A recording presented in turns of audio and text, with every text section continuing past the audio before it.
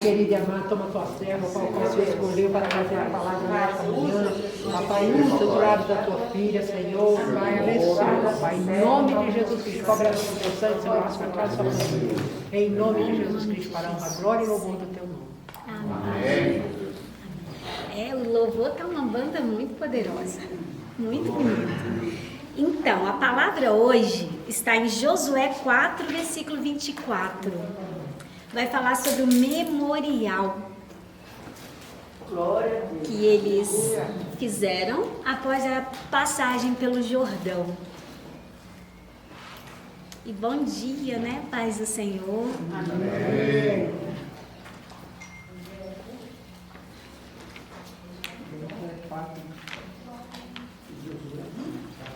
Josué 4, 28. A esperança do porvir, como foi falado no louvor, vamos falar também. Esse doce nome que é o nome de Deus, Jeová e Yahvé. E a própria vinda de Jesus aqui, que o louvor disse, né? Se isto não for amor, a encarnação dele, a ressurreição e a vinda gloriosa dele no futuro. Josué é um livro, Josué 4, 24. Josué é um livro que narra as conquistas, mas essas conquistas, elas tinham um fundo escatológico, estavam preparando o cenário para a vinda de Jesus como homem e para a sua segunda vinda como Filho de Deus exaltado. Diz assim a palavra do Senhor: e as 12 pedras que tinham tomado do Jordão, levantou-as Josué em Gigal e falou aos filhos de Israel, dizendo: quando no futuro vossos filhos perguntarem a seus pais, dizendo: que significam essas pedras? Farei saber a vossos filhos, dizendo: Israel passou em seco este Jordão. Amém? Amém. A igreja pode sentar. As pedras no Oriente Médio, elas representavam muitas coisas, mas eram comuns ter pedras iguais. Mas no Oriente Médio eles tinham o costume de, quando acontecia algo muito relevante, muito importante, eles empilhavam as pedras e faziam como uma coluna para um memorial. E quando o povo de Israel vai chegar na Terra Prometida, pisar em Gigal, a primeira cidade da Terra Prometida, eles encontraram uma dificuldade: Jordão, como passar? Mas os sacerdotes pegaram a Arca da Aliança, tocaram as águas do rio, e imediatamente o curso do rio foi direcionado para o lado, as águas ficaram suspensas e o povo começou a passar em seco. Josué, como memorial, pegou 12 pedras e colocou nesse rio. E os sacerdotes ficaram com essa arca até que todo mundo passou. Depois que todos passaram, os sacerdotes também passaram com a arca. Então o curso do leito do rio voltou ao normal. Essas pedras eram comuns, mas essas 12 pedras, representando as 12 tribos de Israel, apontavam para um futuro. Elas significavam um ato profético para mostrar a direção de Deus na condução daquele líder chamado Josué. Josué, ele aprendeu muito com Moisés na dura experiência no deserto. E isso o forjou um líder capaz de conduzir aquele povo que não foi tão fácil. Josué não se valeu da capacidade dele de um líder nato, nem da educação Maria José, e nem de toda a formação dele, porque como amigo de Moisés, no Egito, certamente Josué teve a sua educação afinada como Moisés teve. Mas não foi isso que fez Josué um líder, foi a presença contínua de Deus. E quando ele aprende isso com Moisés, uma certa feita diz: Senhor, se a tua presença não estiver comigo, eu não irei. E a presença de Deus sobrenatural fez com que Josué, na experiência lá do Egito, para conduzi-lo até a terra prometida, olhasse o sobrenatural de Deus no Mar Vermelho. E da mesma forma como a mão poderosa do Senhor realizou as águas para que não afogasse o povo, mas o exército do inimigo, ali naquele momento Josué contava com o sobrenatural de Deus. E Deus quer dizer para mim e para você nesta manhã, não é a sua capacidade natural, não é o seu dote natural, não é a sua educação, não é a formação que vai trazer sucesso a você em qualquer tarefa da vida, mas a presença sobrenatural de Deus. E é isso que Ele quer para mim e para você hoje. Traga na sua memória feitos grandiosos do Senhor. Quantas vezes o Senhor deu livramentos que você olha e diz: não foi a minha mão, mas foi o sobrenatural de Deus. Josué significa Jeová é a salvação.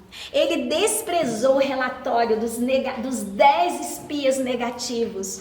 E ele colocou uma fé excepcional no Deus que poderia sim dar a ele e a quem cresce a conquista da terra prometida. Retiraram 12 pedras, colocaram no meio do rio. Depois os sacerdotes tiraram essa pedra e a primeira cidade a ser pisada foi Gilgal.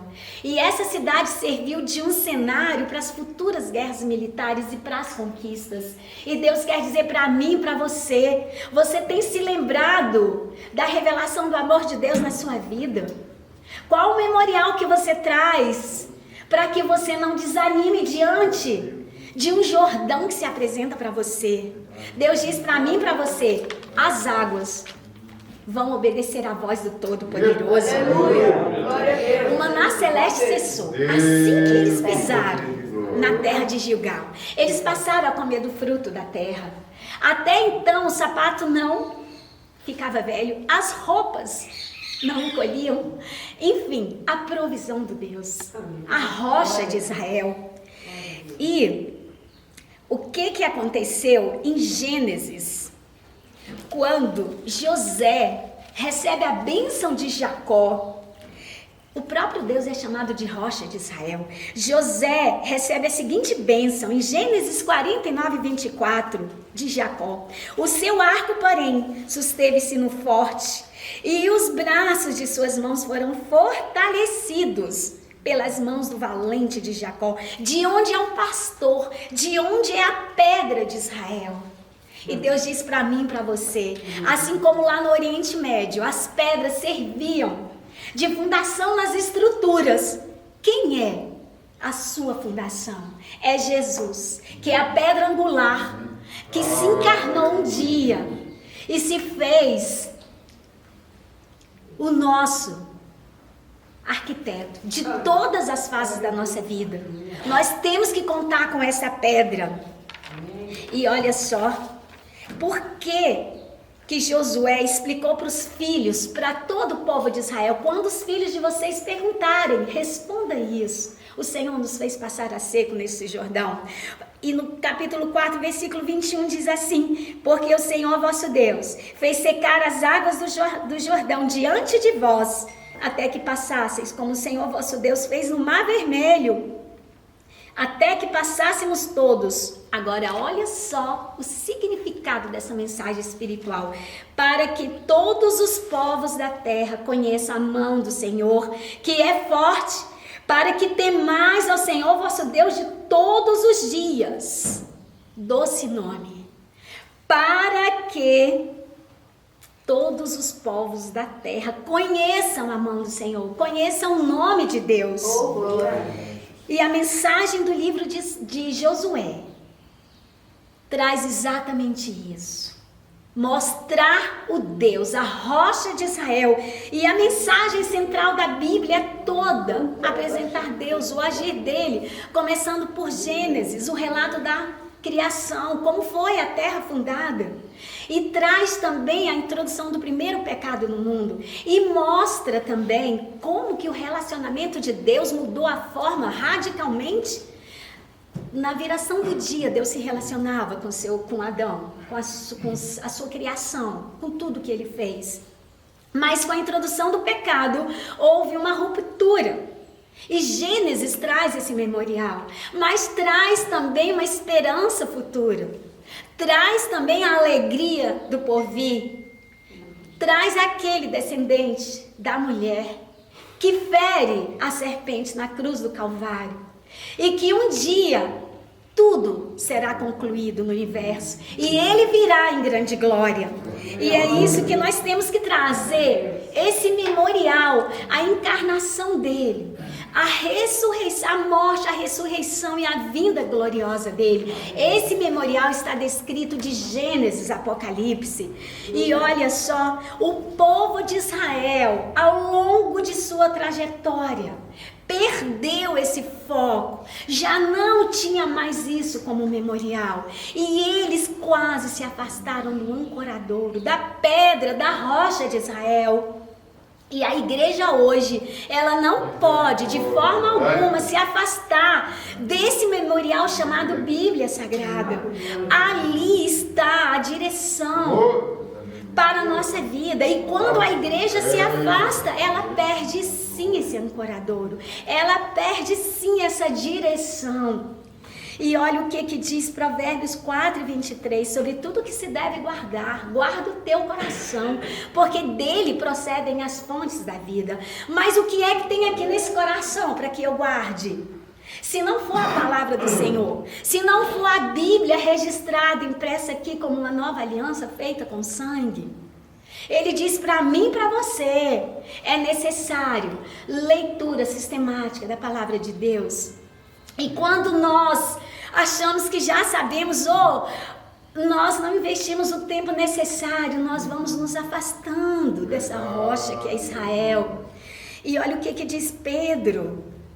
Diz assim: temos assim tanto confirmado essa palavra profética, e fazem bem em atendê-la como a uma candeia que brilha em lugar tenebroso, até que o dia clareie, até que nasça a estrela da alva em vosso coração, porque nenhuma profecia foi dada por revelação humana, mas por divina revelação de Deus.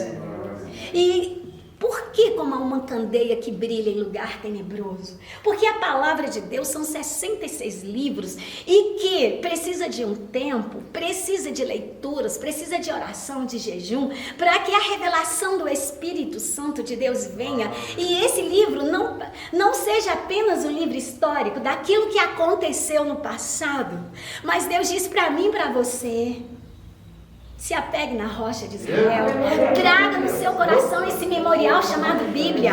Veja os feitos grandes do Senhor no passado. Ele é o mesmo Deus. Ele é o Deus de ontem, de hoje e será eternamente. E olha só como completa ainda Provérbios 4. Desvia de ti a falsidade da boca e afasta de ti a perversidade dos lábios. Os teus olhos olhem para a frente e as tuas pálpebras olhem diante de ti. Pondera a vereda dos teus pés e todos os teus caminhos sejam bem ordenados. Não declines nem para a direita nem para a esquerda, retira o teu pé do mal. Mas como que nós vamos atender a esta palavra se nós não trazemos ela como um memorial? É isso que Deus quer dizer para mim, para você. Traga como um memorial a palavra do Senhor. Qual o conceito de veredas retas e caminhos do bem? Qual é o parecer que nós temos que ter? Paulo, ele se viu diante de uma discussão do povo, dizendo: eu sou de Apolo, eu sou de Paulo, eu sou de Cristo. Paulo disse: vamos ter o mesmo parecer, mas não é o meu, não é de Apolo, é de Cristo.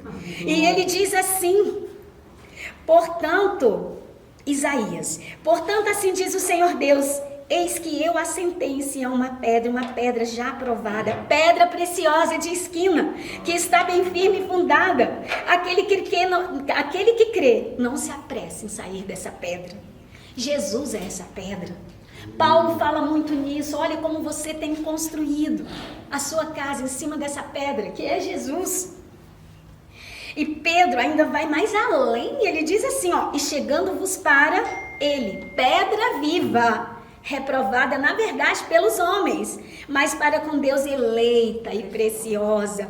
Vós também, como pedras vivas, sois edificados, casa espiritual e sacerdócio santo, para oferecer sacrifícios espirituais agradáveis a Deus por Jesus.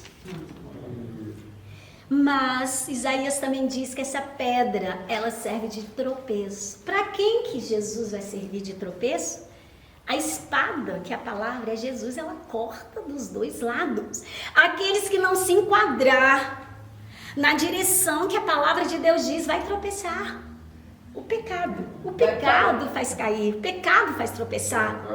Então, olha o que diz Isaías 8,14. Então ele vos será por santuário, mas servirá de pedra de tropeço e rocha de escândalo as duas casas de Israel, por armadilha e laço aos moradores de Jerusalém. Quando Deus dá a comissão, Moisés diz, vão lá visitar a terra, né? Josué e Caleb tiveram as pedras, tiveram todo aquele cenário de conquistas como edificação, mas 10 espias enxergaram como tropeço. E infelizmente toda geração desses 10 espias não adentraram a terra prometida. E Deus diz para mim e para você, nós somos o remanescente fiel. E nós temos essa rocha e ela não nos serve de tropeço. E olha só o que está escrito em primeira carta de Paulo aos Coríntios, porque está escrito: destruirei a sabedoria dos sábios e aniquilarei a inteligência dos inteligentes. Onde está o sábio? Onde está o escriba? Onde está o inquiridor deste século? Porventura não tornou Deus louca a sabedoria deste mundo? Então, Camilo, não é a minha sabedoria, não é a sua. Patrícia, não é o meu jeito de ser, não é o jeito de ninguém de caminhar, de pensar, de conquistar. É a Bíblia quem nos dá a direção. Os memoriais, atos proféticos que apontam para um futuro foram deixados na Bíblia como memorial.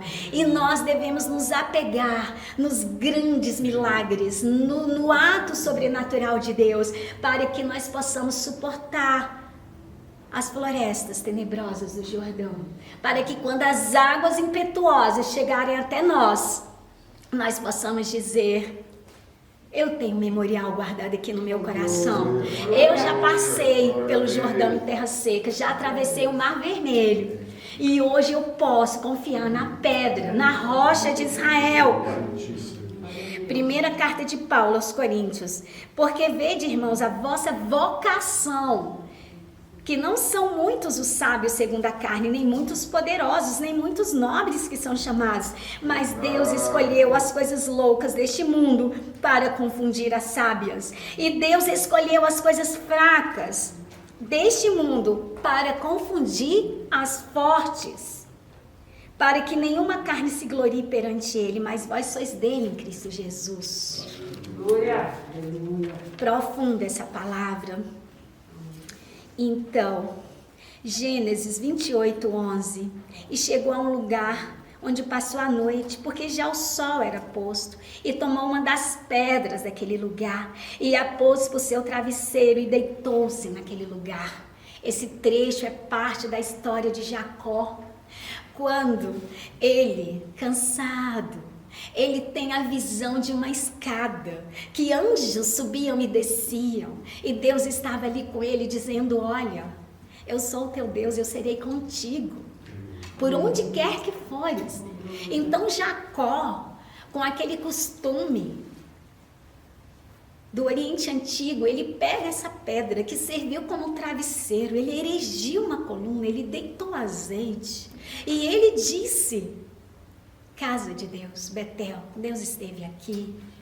E Deus diz para mim, para você: guarde no seu coração os grandes feitos do Senhor, guarde os livramentos que Ele deu para você, guarde as bênçãos, porque nos momentos mais difíceis da sua vida, que você vai lidar com uma enfermidade, vai lidar com um problema financeiro, que você terá que lidar com um problema emocional na sua família, você vai dizer: o Senhor me livrou. O Senhor me abençoou. E é essa fé excepcional, trazida como um memorial no nosso coração, que vai nos ajudar a conquistar, a fazer novas conquistas.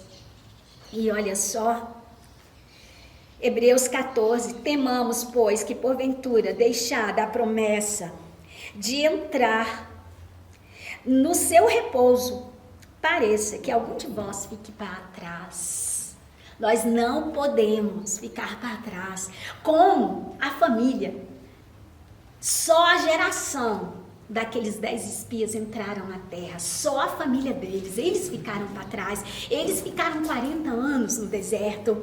E o livro de Hebreus, ele faz uma recapitulação de todo aquele movimento do livro de Levítico, quando Deus dá as leis e aponta para Cristo Cordeiro, que tira o pecado do mundo. Mas ele também faz uma retrospectiva do livro de Josué, que é um livro que mostra as conquistas, as guerras.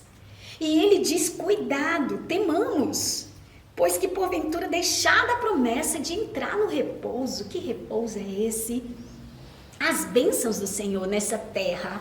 E o maior repouso é aquele em que quando Jesus voltar, nós estejamos com Ele na glória. Então, a travessia do Jordão significava morte, com aquelas águas impetuosas, com aquelas florestas causando medo, e o povo tendo que cumprir a determinação de Deus. Conquistar como? Se havia um impedimento, se havia uma barreira, um obstáculo. Então Josué se lembra dos grandes feitos e de toda a sua trajetória no deserto, que não foi fácil. E ele tem como verdadeiro em seu coração a palavra de Deus, e a arca da aliança estava ali.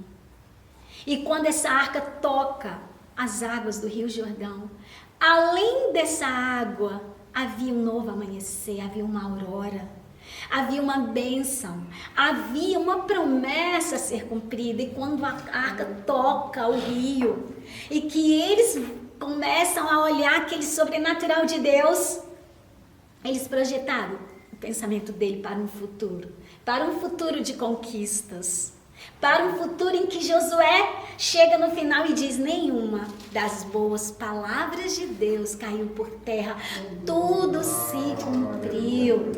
A palavra que eu quero dizer para você é: a travessia do Jordão significava morte, mas para além do rio raiava uma aurora de plenitude, de felicidade, de bênção, que também a nós está prometida na Nova Jerusalém, a esperança do porvir, que foi cantada no louvor aqui, essa canção. Há um dia glorioso. Essa terra, essa jornada nossa terrena, é como se fosse a conquista que o povo de Israel tinha para fazer. Nós temos uma pátria, nós temos uma terra em que o próprio Deus estará lá como um sol que não vai precisar de luz, porque ele será a própria luz. E terá pedras de jaspe, terá pedra ametisa, terá pedras preciosas, ouro, rubi. E as ruas serão totalmente iluminadas, não vai precisar de luz natural. E é essa cidade, a Nova Jerusalém, a glória do porvir, que nós estamos conquistando agora, guardando no nosso coração o memorial, o doce nome dele. Porque o nome dele é poderoso, e o significado daquele ato memorial que apontava para o futuro é muito claro quando eles perguntaram por quê que essas pedras estão aqui empilhadas. O que eles teriam que responder?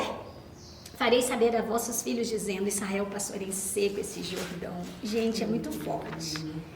É muito forte. E para quê? Qual o significado disso tudo? Para que todos os povos da terra conheçam a mão do Senhor, que é forte, para que temais o Senhor vosso Deus todos os dias.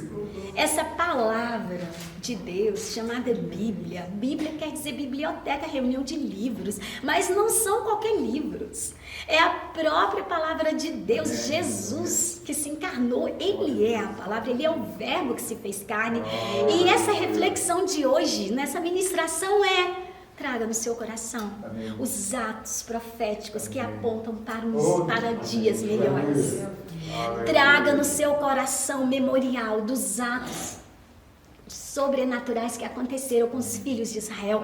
Porque Israel foi escolhido para quê? Para dizer ao mundo: haverá um rebento de Jessé, haverá uma raiz de Davi, a estrela de Davi. Ele virá, o espírito da sabedoria, do conhecimento, da inteligência, do temor do Senhor estará sobre ele. E o que diz aqui? Para que conheça a mão poderosa do Senhor, porque a destra dele opera maravilhas. E para que temais ao Senhor, o princípio da sabedoria é o temor. Deus, ele põe esse temor no nosso coração como uma divina semente, mas é necessário que nós venhamos regar essa divina semente todo dia, porque o inimigo vai trazer mensagens como: olha, você está no vale, como você vai atravessar esse Jordão? Como você vai conquistar? Como você vai pisar em Gigal, a primeira cidade da terra prometida? Você nem consegue. Mas Deus diz para mim, para você: se apegue na rocha. Se apegue naquele que é a pedra de Israel, que é o pastor de Israel. Lembre-se dos grandes feitos que ele tem feito. Por meio da palavra dele registrada, podemos trazer à memória aquilo que pode nos dar esperança. E por meio da nossa própria experiência no deserto duro que nós atravessamos no dia a dia. Quem é aqui que não tem luta? Eu queria saber que se alguém levantasse. A gente resolve um problema que já tem outro na prateleira esperando. A gente vence uma luta que já tem uma maior esperando. Mas Deus diz para mim e para você: há um Gigal para ser conquistado. E lá você vai empilhar pedras e vai dizer, vai derramar azeite, vai dizer um memorial. Porque eu venci esse Rio Jordão, eu venci as florestas amedrontadoras, eu venci o Mar Vermelho. E ainda tem muitas terras para conquistar. Eu ainda vou carregar nos meus ombros aqueles cachos de uva que 2 pessoas teriam que carregar, porque uma só não dava. E Deus diz para mim e para você: não desanime. Tem ainda muito a conquistar nessa terra. Mas lembre-se, anuncie a mão forte do Senhor. Aqueles atos memoriais era para quê? Era para que todos da terra soubessem da mão poderosa do Senhor e temessem ao Deus de Israel, a pedra, a rocha. Amém? Essa é a palavra que o Senhor que possamos vencer as batalhas do dia a dia, que são grandes. Aleluia. Mas maior é o nosso Deus. Amém.